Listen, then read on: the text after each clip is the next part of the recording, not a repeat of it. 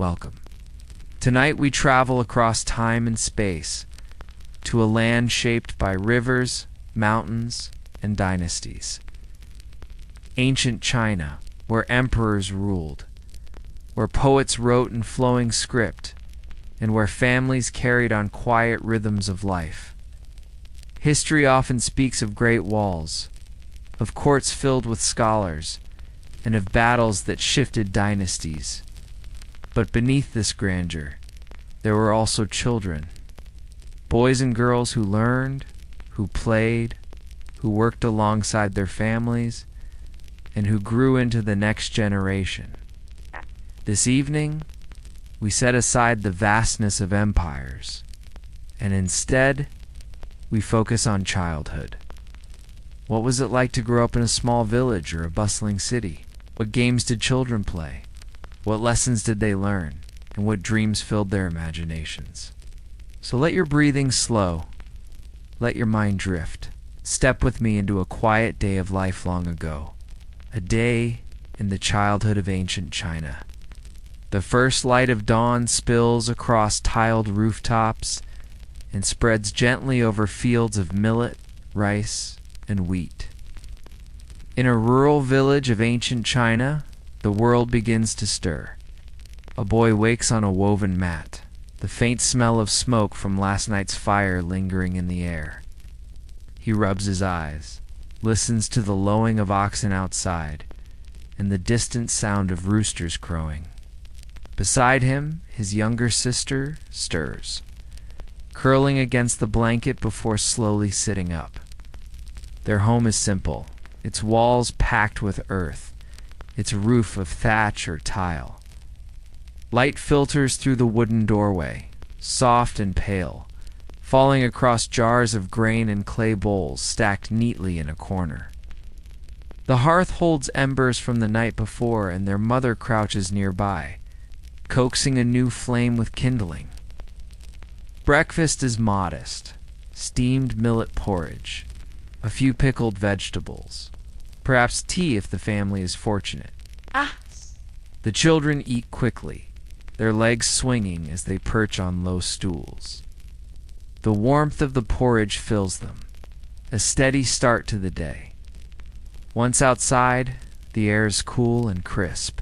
Mist curls along the riverbank, and the fields stretch out in shades of green and brown. Farmers move slowly with their tools, their voices low as they greet the morning. Children join in the work where they can. One carries water in a small bucket. Another gathers kindling from the edges of the field. Tasks are shared, woven into the rhythm of the day.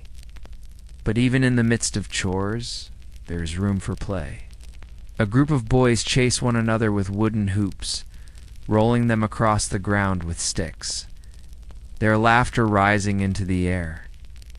Girls skip rope made of twisted reeds, their feet tapping against the earth in a steady rhythm. Some carve figures from scraps of wood, while others toss small stones in a game of skill and balance. The village hums with quiet life. Dogs bark softly. Geese scatter along the river, and the sound of bamboo rustling in the breeze joins the voices of children and parents alike. For these children, life is simple yet full, a balance of duty, play, and family ties.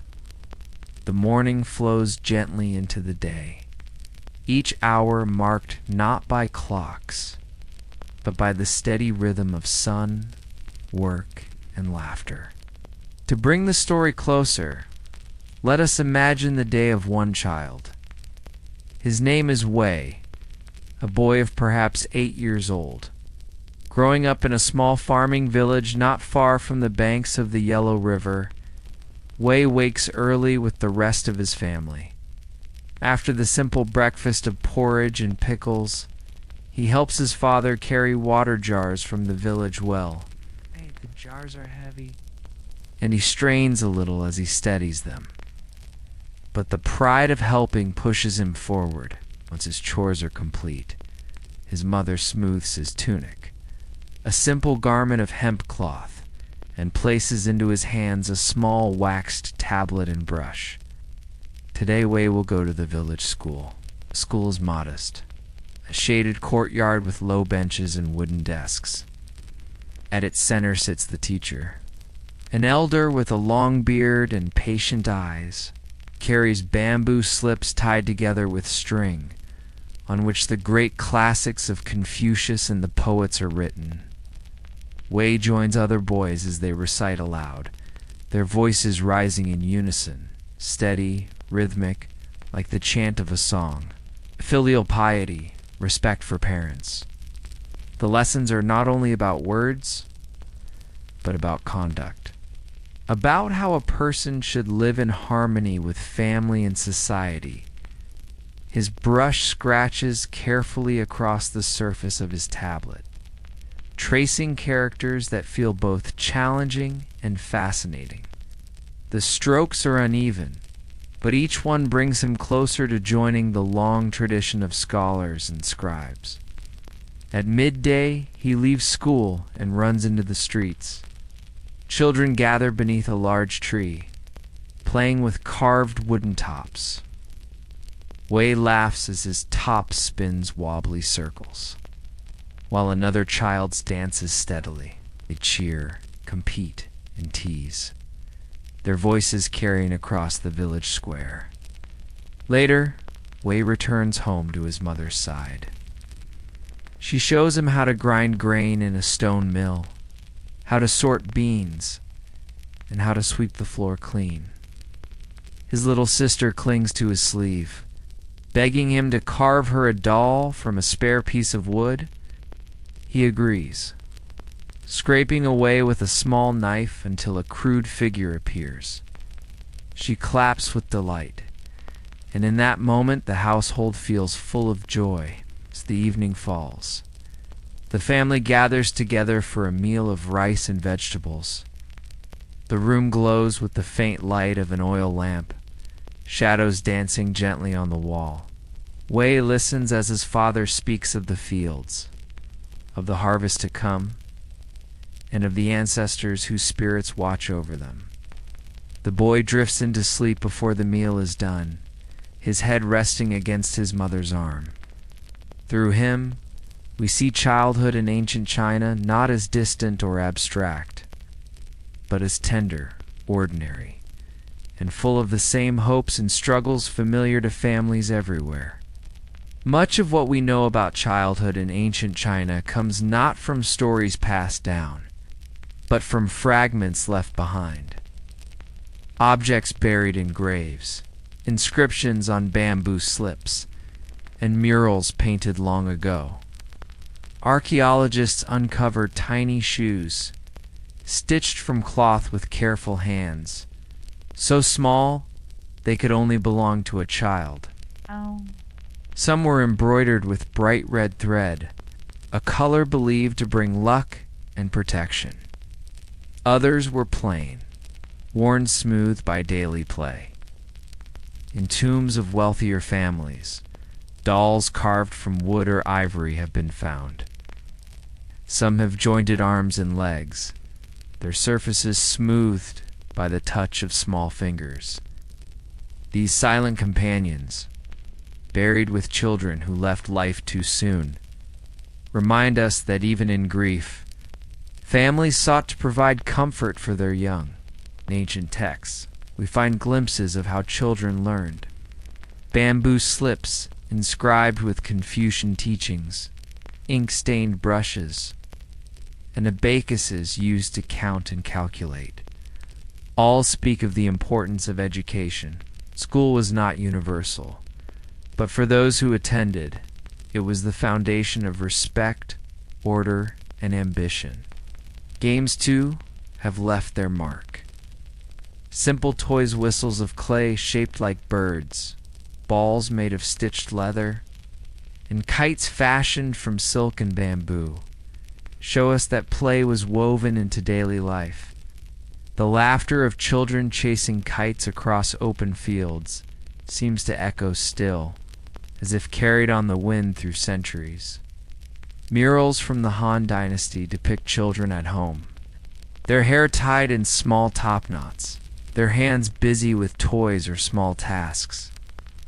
One painting shows a child holding a pet bird in a delicate cage, its feathers bright and restless. Another shows a group playing a game with stones, their faces turned upward in delight. Even in philosophy, childhood was noted.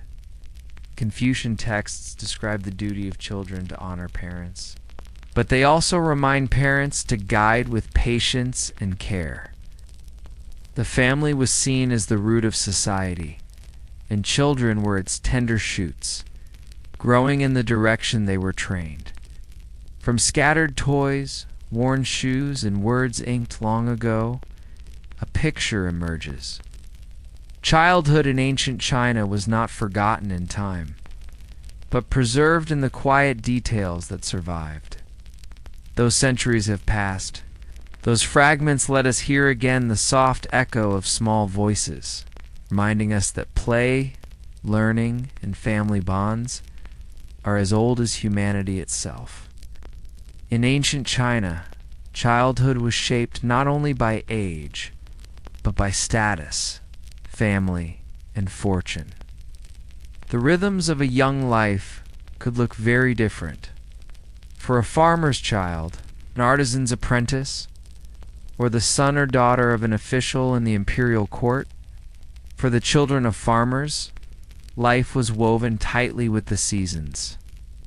From a young age, they joined their parents in the fields, pulling weeds, carrying water, and learning how to read the signs of the soil and sky.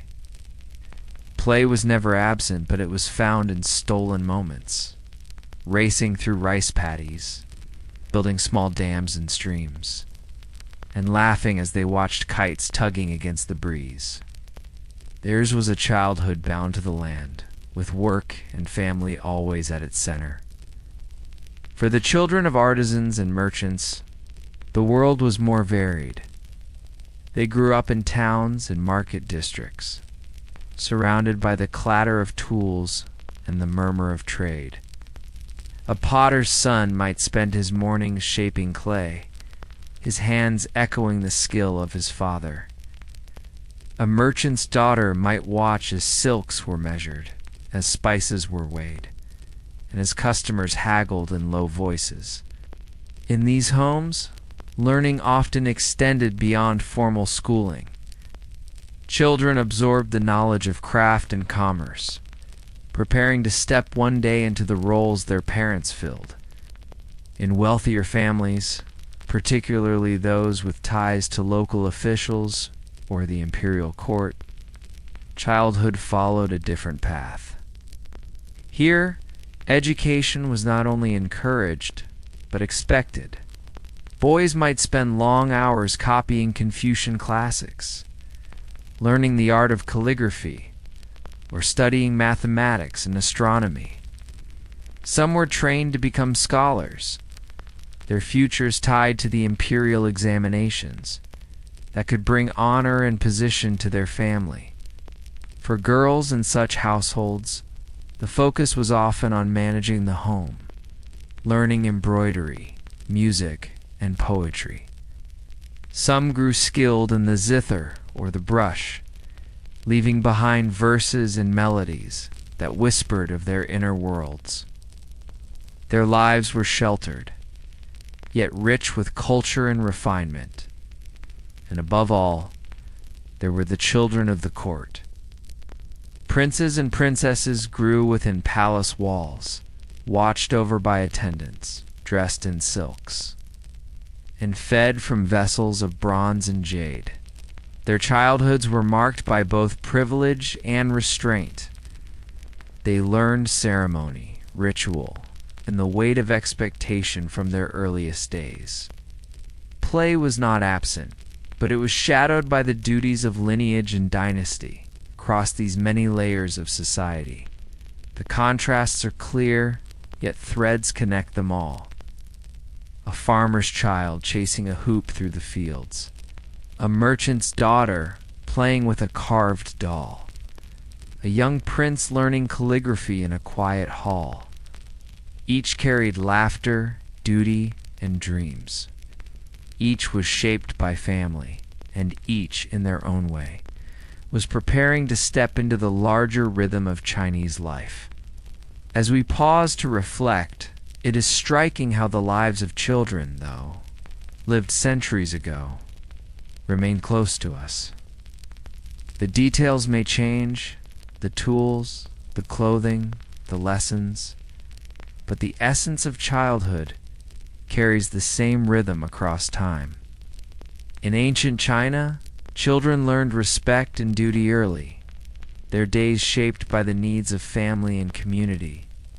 Yet even within these structures, their voices rang with laughter. Their games filled the spaces between work, and their dreams extended beyond the walls of their homes. Archaeology offers us fragments: a shoe embroidered with red thread, a whistle shaped like a bird, a brush stained with ink.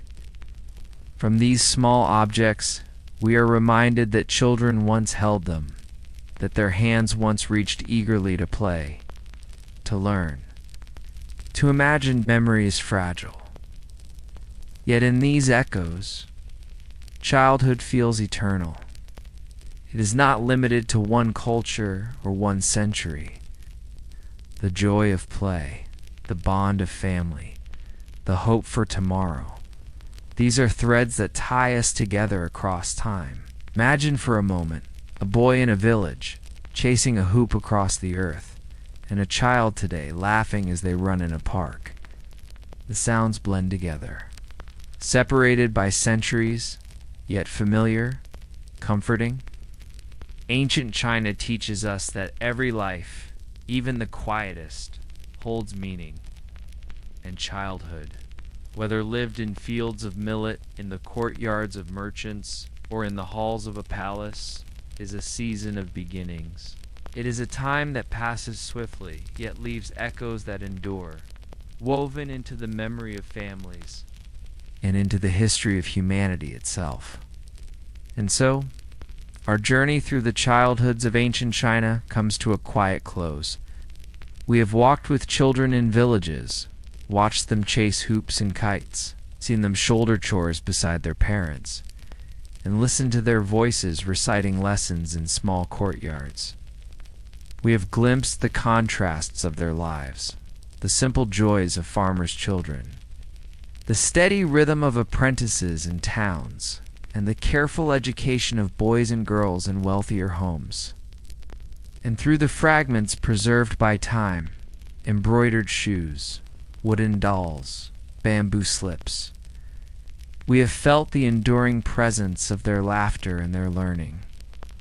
As night settles gently over this ancient world, lamps flicker in village homes, and the last voices of children grow quiet. The fields darken, the rivers flow in steady silence, and the stars above shine much as they do tonight. The lives of those children passed long ago, yet the essence of their days remains with us. Through memory and history, through the echoes of play and duty, we are reminded that childhood is universal, a season of innocence, discovery, and growth, woven into every culture, every family, every age. So let these thoughts ease your own mind into stillness. Let your breath slow, steady as the rivers that once nourished the land. Let your thoughts drift, soft as a kite tugging against the sky. As you rest, may you find comfort in the knowledge that across time and place, life's simplest joys endure. Good night.